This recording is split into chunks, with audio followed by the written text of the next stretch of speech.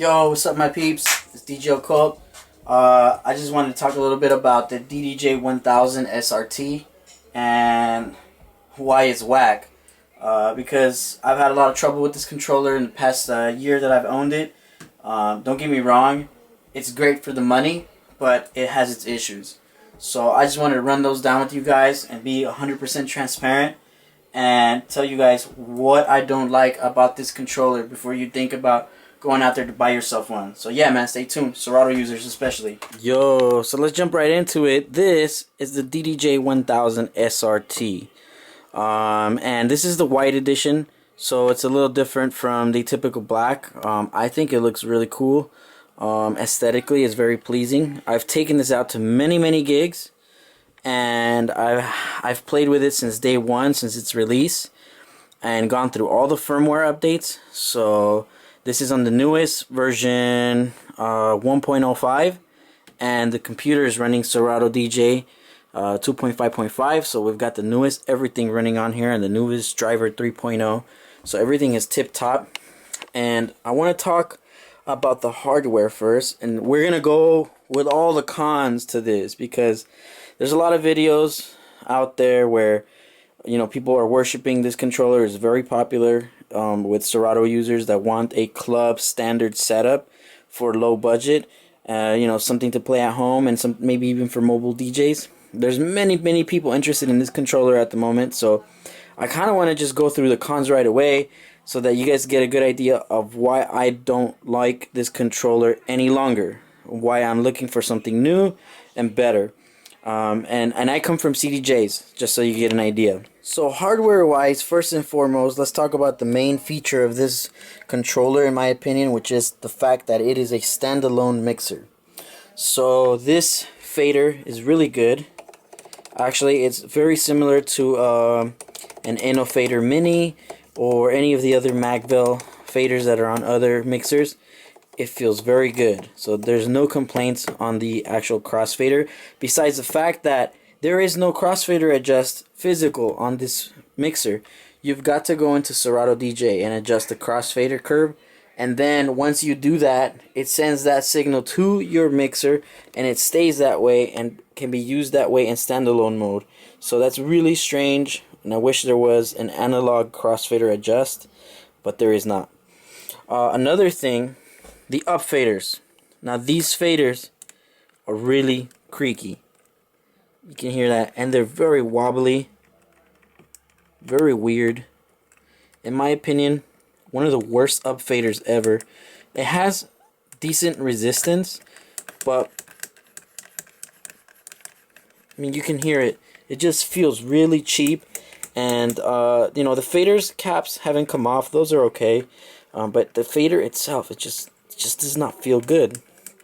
You can adjust the curve of these as well inside of Serato, and you get some basic, you know, crossfader assignment here. The effects section is pretty good. You have a few different effects here that are not on a typical Nexus mixer. All of it works exactly how you'd expect in a Pioneer mixer. The pots, on the other hand, when you first look at this controller from this view here, and you look at the pictures online, and you know, you're really interested, and you're like, wow, it looks just like a Nexus setup. Once you have it in front of you, you realize it's really not. In order to save space, they've really compacted 4 channels in here, and so these pots are all plastic as well, and they're all really wiggly, and in my opinion, it's just not worthy of, you know, abuse.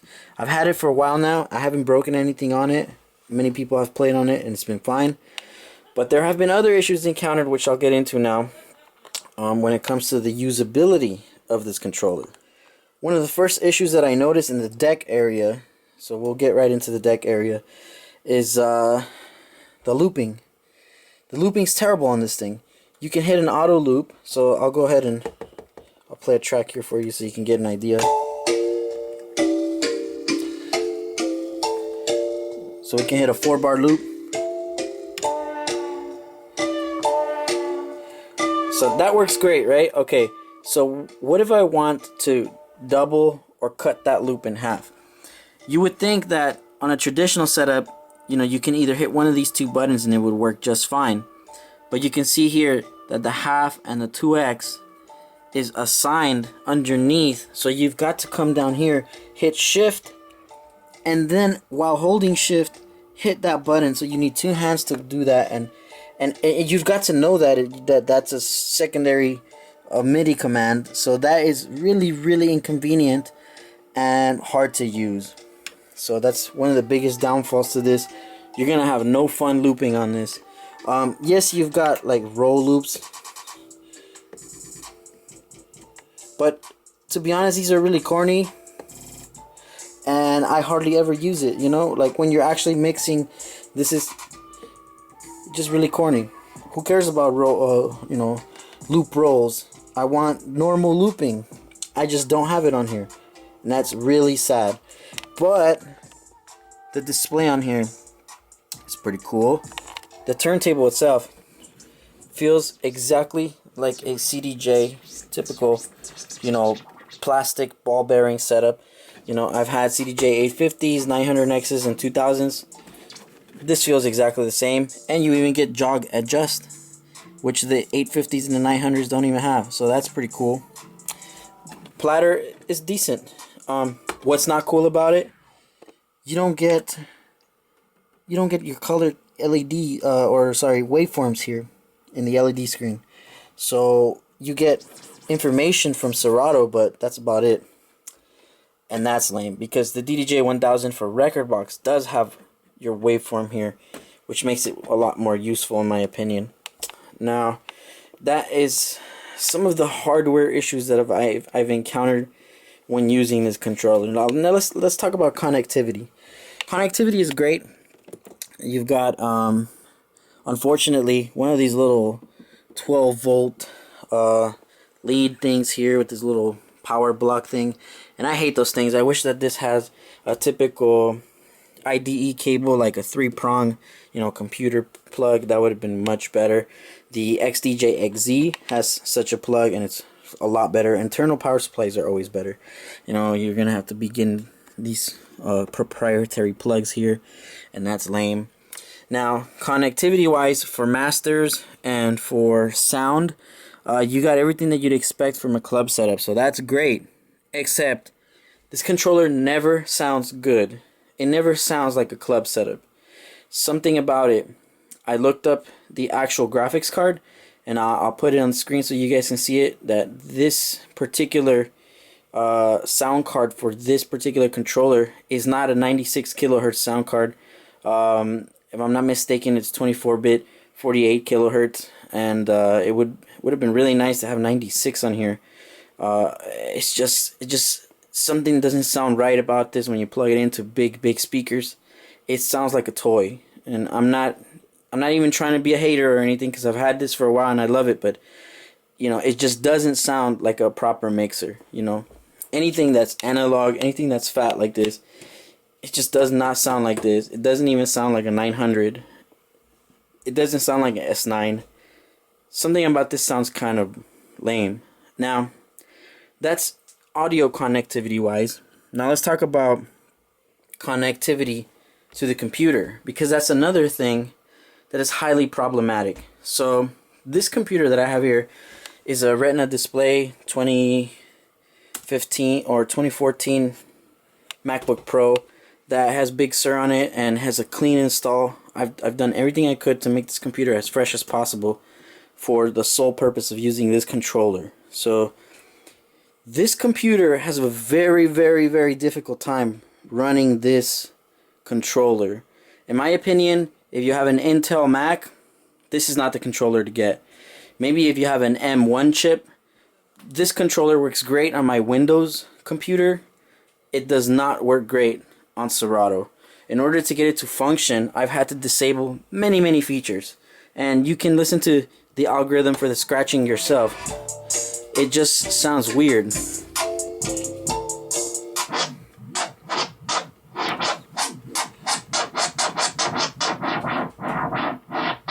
It sounds highly digitized, and this is with pitch and time turned on, which causes severe like CPU use. I'll let it play and I'll show you here. My CPU right now is about 50%, which is pretty normal for the most part. I'll load in another track.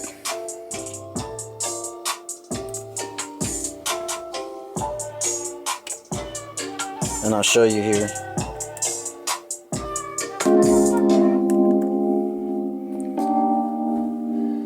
I loaded another track. Look at my CPU usage now. 3/4 of the way. And usually if I grab the track and I give it a little wiggle, it causes USB drops. And that's really not good. There hasn't been one gig where I take this out and I don't get USB drops randomly. It happens every fucking time, and it's really, really whack. And this is with a MacBook Pro with Intel SSD Retina display. I imagine this won't even work on anything below this spec. Maybe the M1 chip might do a little bit better. And longer tracks, it really, really, really struggles. And yes, of course, this is my computer that is struggling, but let's consider the fact that this is only gonna work with a computer. There's nothing else you can plug in here besides adding CDJs to this externally, and that's a high cost. You know, you may as well get a Nexus setup at that point. So that's really inconvenient. Now, another thing that's really inconvenient is that this controller has 2 USB ports for connecting, you know, for going back to back or for swapping DJs, right? But getting to that setting is very difficult, and I'll show you what I mean. So if I go to load a track on this deck, we're playing on deck 1 here, right? Now, okay, let's say the next DJ wants to get on and they plug this in. So now they've got to go to USB-B into deck 4 if they want to go 3 and 4, and we want to use both decks. The other thing that we can do is this guy can go into channel 2. So in order to do that, I would switch my USB over to channel 2, and now this can be used with another computer, but we'll be going back to back on only 2 channels. We won't be able to utilize all 4 channels while swapping DJs. There is just simply no way to do that, even with layers, which is really unfortunate. And it's not intuitive at all. I've had many problems with DJs switching off on this, where they can't figure out how to switch decks, they can't figure out what layer they're on. Maybe there's a track playing on a layer underneath, causing problems because you can still hear it. It's just a nightmare when switching DJs on this. I found that sticking to 1 and 2 for one user and sticking to 3 and 4 for the second user is the best way, and then swapping the screen over to deck 4 and then showing the DJ like, hey, look, you're USB-B, you're deck 4, and then when they're done, swapping this back over to myself if I so choose to play a different song or to swap another DJ out. It's just one of those things. It's just not intuitive whatsoever. So hardware wise, let me know what you guys think. That is only some of the minor things that have bothered me with this controller. The pads are great. Recently an issue with the sampler was repaired with the newest firmware update, and basically this sampler knob wouldn't do anything when you turn it up to control your samples. That has been fixed now, thankfully, and so I'm grateful for that. If you want to cue your master, another really fucking weird thing is that if you turn your level up on your headphones and you're into cue, right? You can listen to cues in your headphones, right? But if you turn this over to master, you're not gonna hear the master unless you also press Q on the master. Why do I need to do 2 things to get my master queued up? It makes no sense, right? I should just leave it at Q and use this Q button, or I should just be able to turn this up to master and hear the master. That is a really weird queuing problem that we have with this controller as well. Have there been glitches with this thing? Yes, this has glitched out many times, just completely shut off, done weird things at many gigs, and I've used this probably at least, I wouldn't say 40 gigs since this whole COVID thing, since I've had this thing. We've used it for many streaming events as well, and it's done good for streaming. It's not a terrible product for $1,200. It is what it is, though. This is what you're gonna get. It's a very plasticky design. The body is all plastic. It's lightweight, so that's good. Transporting this is really good, but I'll be honest with you, I much rather bring something heavier if I want a better setup, like the xdj-xz, or if I want portability, I may just go back to my 380 that I have here with metal pots, better sounding, scratching, and more portable and better altogether. So in my opinion, is this product good? Not really. I feel like it sold a lot of Serato users. I don't feel it does what it's supposed to do. And if those issues were repaired, then you would have an xdj-xz plus the standalone record box feature. So in my opinion, I'm doing away with this controller and I'm gonna go and get me some new decks. So stay tuned. I'm thinking the xdj-xz, but let me know, you guys. Let me know if you guys have experienced the same problems with connectivity in your computer and hardware support. Let me know what kind of experiences you've had with repairs. I want to know if any of these have busted along the line, and in what way. So yeah, thank you guys for tuning in. This is DJ Cold, back at you.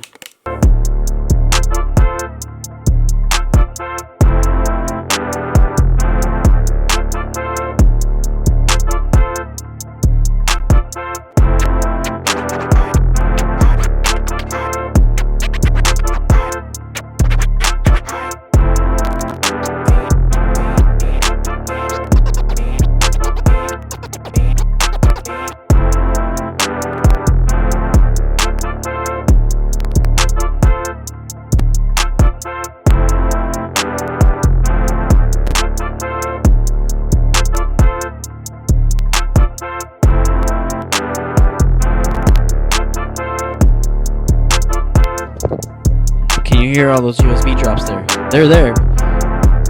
I can hear all of them.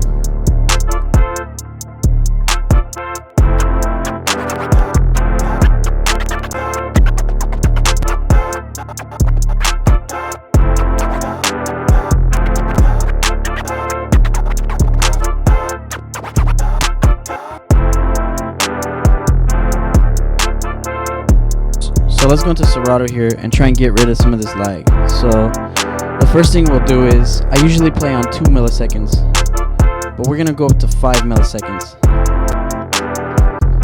So okay, first and foremost, it already sounds worse, by the way, by reducing the latency. So now,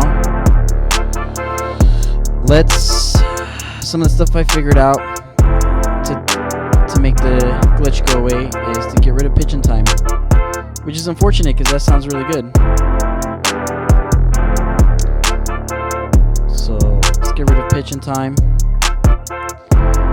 We got our latency higher up. Let's see if that does it.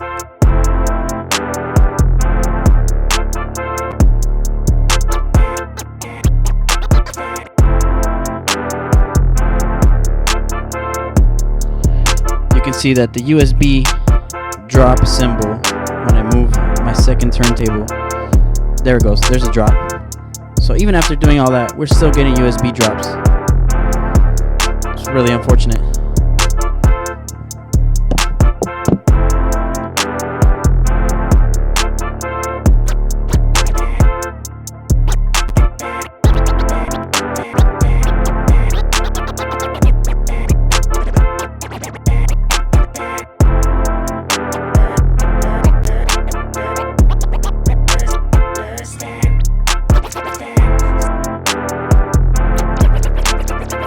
I need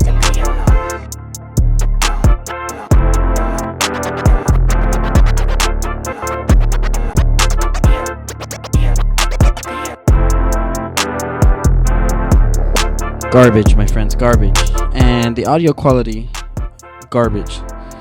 So yeah, I mean, if you're a serious DJ, I'm gonna have to say that this is not gonna do it.